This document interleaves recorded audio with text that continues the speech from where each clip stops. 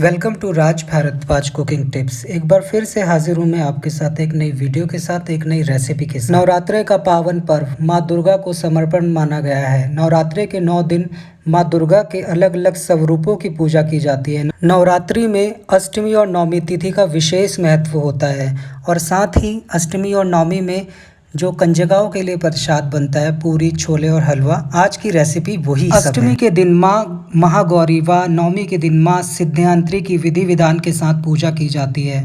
धार्मिक मान्यताओं के अनुसार अष्टमी व नवमी तिथि पर कन्या पूजन करने का शुभ फलदायिनी माना जाता है। जो लोग माँ का व्रत रखते हैं वो 9वें दिन कन्या पूजन के बाद अपना फास्ट इसी प्रसाद से खोलते हैं और माँ को इसी प्रसाद का भोग लगाते हैं। साथ ही कन्याओं को दिया जाने वाला हलवा, छोले और पूरी का प्रसाद बहुत ही लाजवाब और बहुत ही टेस्टी होता है। चलिए दोस्तों, ज़्यादा देर नहीं करते हैं, वीडियो को करते हैं स्टार्ट।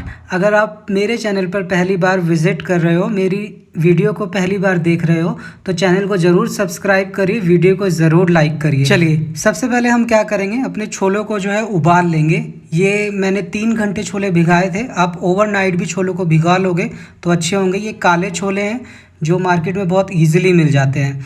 यहाँ पर नोट करने वाली बात ये है दोस्तों, मैं आपको सही मेज़रमेंट बताऊंगा जिससे आपके छोले बिल्कुल परफेक्ट बॉयल भी होंगे और बिल्कुल परफेक्ट रहेंगे। अगर आप छोलों को पूरी रात भिगोते हो तो छोले बहुत ज़्यादा अच्छे हो जाते हैं और बाकी 3 घंटे में भी अच्छे खासे सॉफ्ट हो जाते हैं। देखो, मैं आपको दिखा रहा हूँ, छोले 3 घंटे में भी बहुत अच्छे से सॉफ्ट हो चुके हैं। यहाँ नोट करने वाली बात यह है दोस्तों कि आप जिस बाउल से छोले लोगे, यानी अगर मैं बात करूँ, मैंने 1 कटोरा भरकर छोले लिए थे इस कटोरे से, तो मैं इसी कटोरे से 1 कटोरा भरकर पानी लूँगा और उसको इसमें डालूँगा और उससे ज़्यादा पानी मैं इसमें नहीं यूज़ करूँगा। इससे होगा ये कि आपके छोले बिल्कुल परफेक्ट बॉयल भी होंगे। नोट करने वाली बात यह है दोस्तों, उबालते समय आपने छोलों में कुछ चीज़ें डालनी है। जैसे मैंने ½ टेबल स्पून डाला है नमक, साथ ही डाला है मैंने छोले मसाला। ये बिना लहसुन और प्याज का छोले मसाला है, ये विदाउट गार्लिक और अनियन छोले मसाला है। अगर आपको इसकी रेसिपी चाहिए तो मुझे ज़रूर मेंशन करिएगा।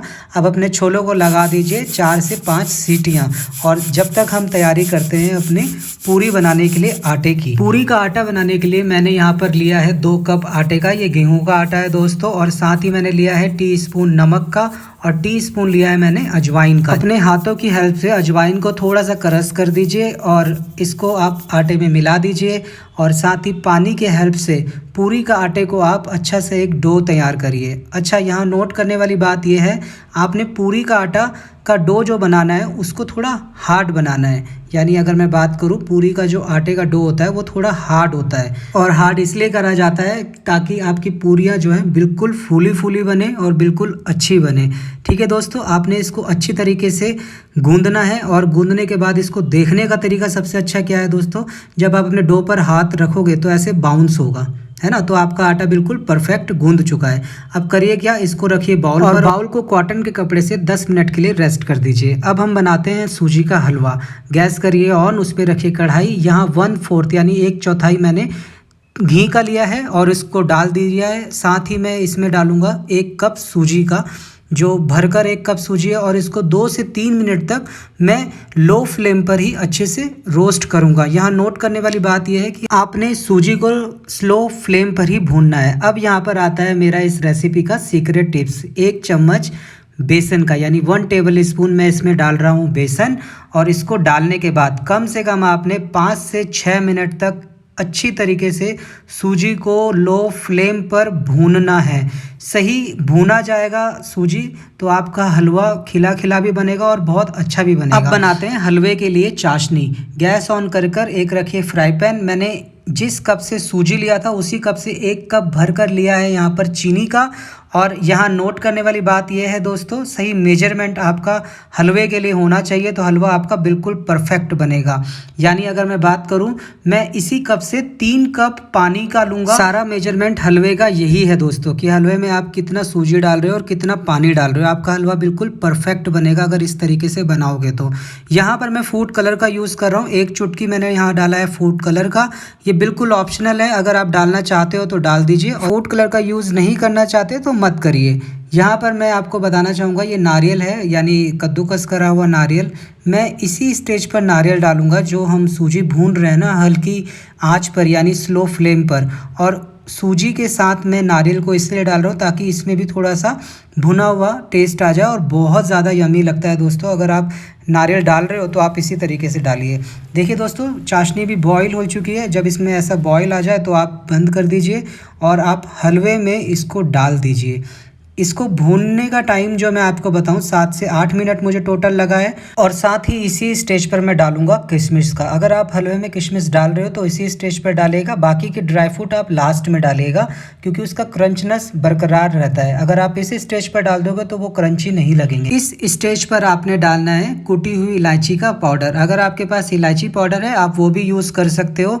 यहाँ नोट करने वाली बात यह है दोस्तों, मैं आपको अक्सर ये बात बताता हूँ दोस्तों, जब भी आप इलायची किसी भी रेसिपी पे डालते हो तो आप उसको एंड में ही डालिए, यानी 1 से आधा मिनट जब रह जाता है इलायची आप तभी डालिएगा। इससे होता ही है कि इलायची का ऑफ फ्लेवर नहीं आता है, इलायची का फ्लेवर बरकरार रहता है। आप देखिए दोस्तों, जब आपका हलवा कढ़ाई छोड़ने लगे तो आपका हलवा बिल्कुल रेडी हो चुका है, यानी हलवा बिल्कुल रेडी हो चुका है। अब हम इसको खाली करेंगे एक बाउल में।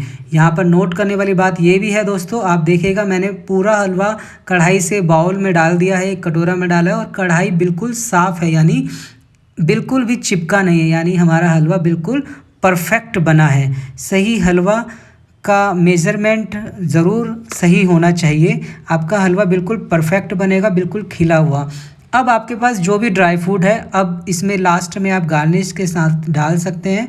आप देखिए कितना परफेक्ट है। चलिए दोस्तों मैं दिखाता हूँ आपको। मैंने एक चम्मच लिया और उसको ऐसे टेढ़ा करा, चम्मच में बिल्कुल भी हलवा नहीं लगा है, यानी आपका हलवा बिल्कुल परफेक्ट बना है। सही मेज़रमेंट का ये कमाल है। अगर आप इसी तरीके से बनाओगे आपका हलवा बिल्कुल जूसी भी बनेगा और बिल्कुल परफेक्ट भी बनेगा। ठीक है दोस्तों, इसी तरीके से आप हलवा सूजी का ज़रूर ट्राई करिएगा। मुझे कमेंट करके ज़रूर बताइएगा कि आपका हलवा कैसा बना। अब देखते हैं हम अपने छोले का हाल, जिसको 4 से 5 हमने सीटी लगाई थी और मैं आपको दिखाना चाहूँगा 4 से 5 सीटियों में हमारे छोले कितने अच्छे गल गए हैं और कितने अच्छे परफेक्ट हो गए हैं। देखिए दोस्तों मैं आपको दिखाता हूँ, ये देखिए कितने परफेक्ट तरीके से और कितने अच्छे तरीके से हमारे छोले गल चुके हैं। यहाँ आपने नोट करा होगा छोलों में ना ही ज़्यादा पानी है और ना ही वो जले हैं, यानी हमारे छोले बिल्कुल परफेक्ट हैं और अच्छे तरीके से गल चुके हैं। अब रखिए गैस पर एक कढ़ाई, उस पर डालिए 2 टेबल स्पून ऑयल का और साथ ही डाल दीजिए ½ टी स्पून जीरे का।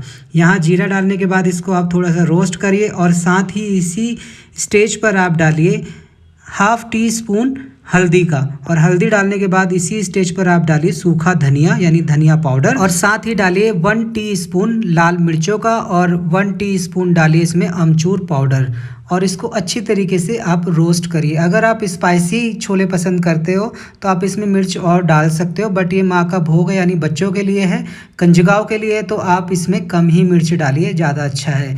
और इसके बाद इसमें आप डाल दीजिए पूरे छोलों को, और छोले में थोड़ा पानी भी था आप उसको भी इसमें डालिए, और इसको क्योंकि आपने 4 से 5 मिनट तक कुक करना है, उससे होगा ये कि हमारे जितने भी मसाले हैं वो अच्छी तरीके से कोटिंग हो जाएंगे छोले पर और छोले बिल्कुल परफेक्ट बनेंगे। 4 से 5 मिनट तक आप इसको हाई फ्लेम पर अच्छी तरीके से पकाइए, और जब 4 से 5 मिनट हो जाएंगे यानी जब आपका छोले का पानी सूख जाएगा और छोले बिल्कुल ड्राई हो जाएंगे, ये सही मेजरमेंट का नतीजा है दोस्तों कि हमने जब छोले उबाले थे तो उसमें उतना ही पानी डाला था जितना हमने छोले लिए थे। और जब आपके छोले ऐसे बिल्कुल परफेक्ट हो जाए, बिल्कुल ड्राई हो जाए, तो आपके छोले बिल्कुल रेडी हैं इसको सर्व करने के लिए। अब करिए क्या दोस्तों, एक लीजिए बाउल और उस पर आप छोलों को डाल दीजिए। यहाँ पर गर्मा गर्म छोले आप देखिए रेडी हो चुके हैं। अगर आप इस तरीके से छोले बनाओगे तो बिल्कुल परफेक्ट भी लगेंगे, और मैं आपको फिर बोलना चाहूँगा ये छोले आप डेली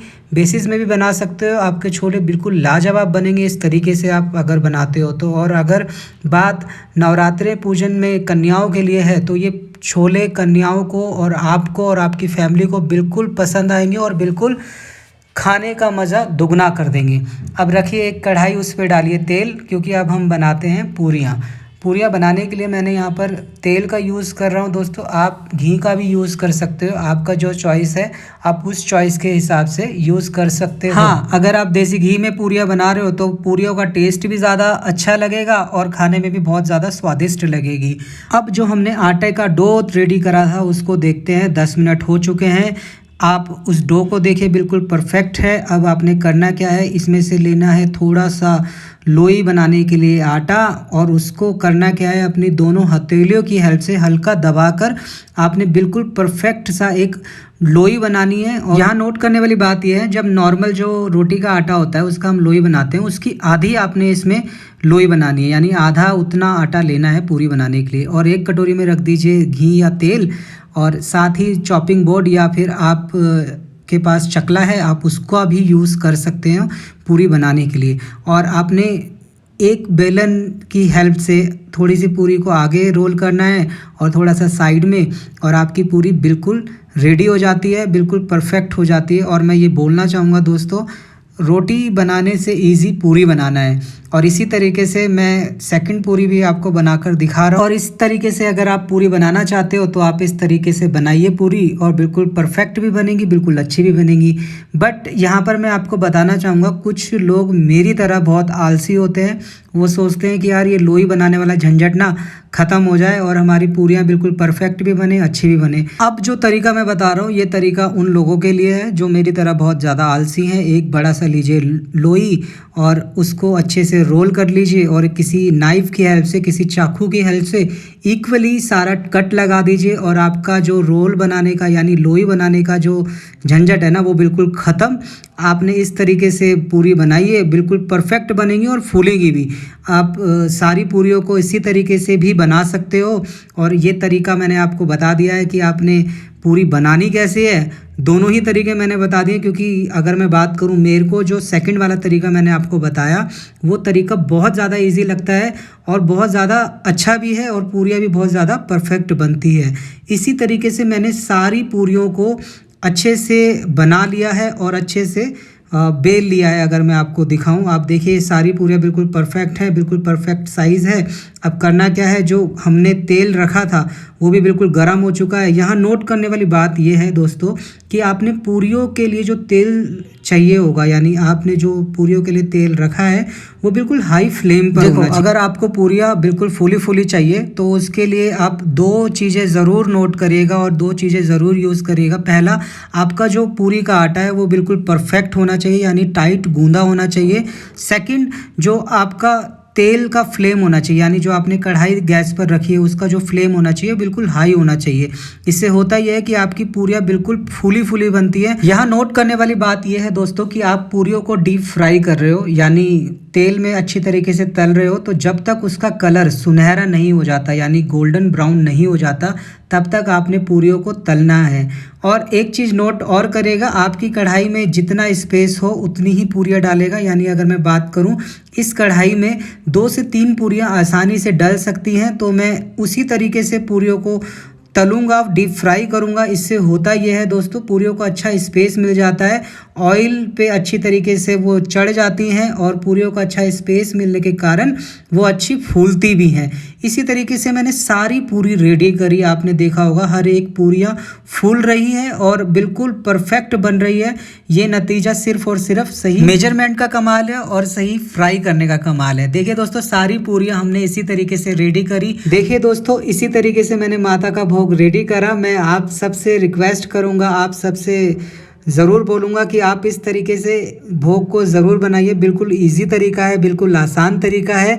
हलवा, छोले और पूरी, नवमी और अष्टमी में चढ़ने वाला माता को भोग, कंजकाओं को भोग। चलिए दोस्तों, वीडियो अगर अच्छी लगी हो तो ज़रूर लाइक करिएगा, कमेंट ज़रूर करिएगा, और जो वीडियो देख रहे हैं कमेंट में ज़रूर जय माता की लिखिएगा।